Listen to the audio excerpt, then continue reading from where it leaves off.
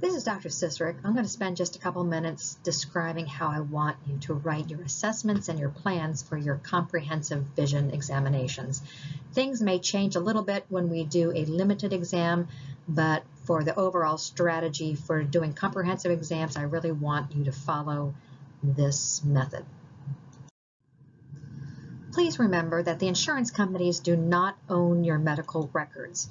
Now, if you want to get paid, and if you want to survive an audit, you will have to follow the guidelines of whichever company you are billing for each exam.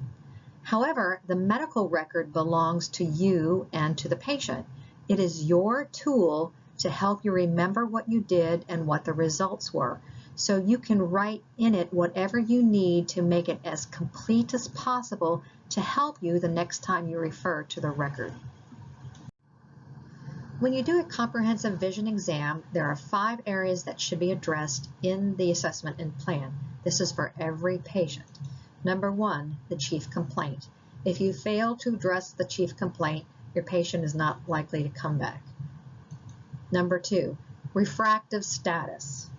You spent time doing the refraction, comment on what you found.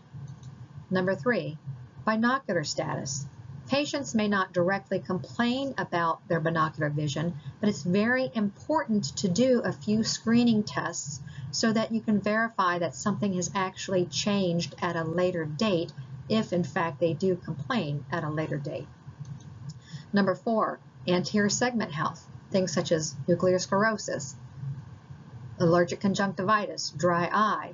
If you do the anterior segment examination and you don't find anything wrong, it's important also to give your professional opinion about the status of the anterior segment health in the assessment section. And number 5, posterior segment health. Again, things like diabetic retinopathy, hypertensive retinopathy, etc. If you do the fundus examination and you find absolutely nothing wrong, again, give your professional opinion about what you did or did not see. If you comment on all 5 areas in the assessment and plan for every comprehensive examination, it will help prevent you from forgetting to document everything that you need to document. Let me just give you an example. Let's say you have a 73-year-old female. She's coming in with her Medicare insurance. That's what she wants to bill. And her chief complaint is difficulty seeing road signs when driving.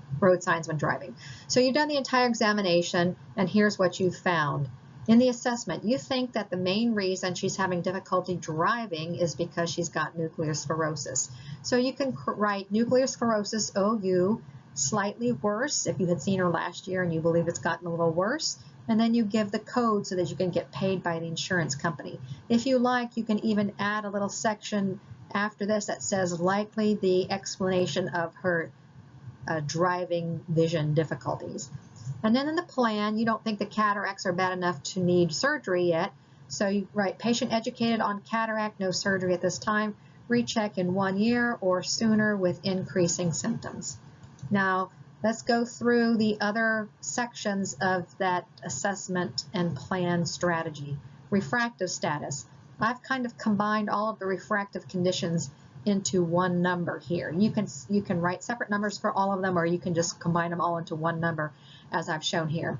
Compound myopic astigmatism with presbyo OU stable, and I've got the codes for each of those 3 conditions.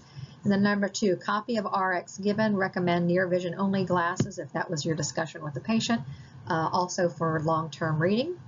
Number 3, let's address the binocular status. You did a few binocular vision exams such as NPC, Hirschberg test, cover test, Fories and Vergences. You don't have to do everything under the sun when you're doing your comprehensive vision exam, but you should do several binocular vision screening tests, and they can be done very quickly.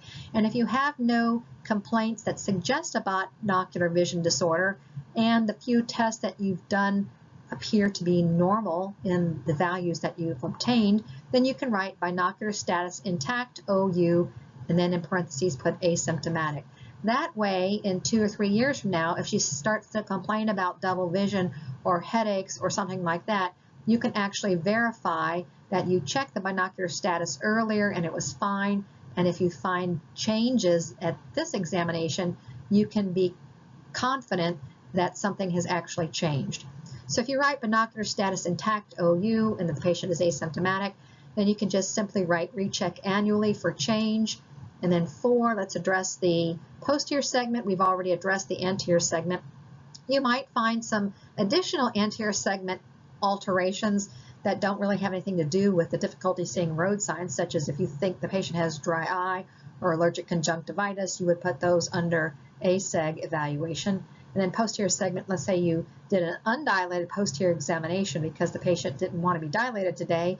You still looked, and the things that you were able to see were normal. You can write posterior segment intact OU and then qualify it by stating that it was an undilated examination. And then in your plan, you would write patient advised of need for DFE to obtain a more thorough assessment of PSEG health, and then write when you have scheduled that examination. So you can see here that we've addressed all of these items. We've addressed the chief complaint and those 4 main areas.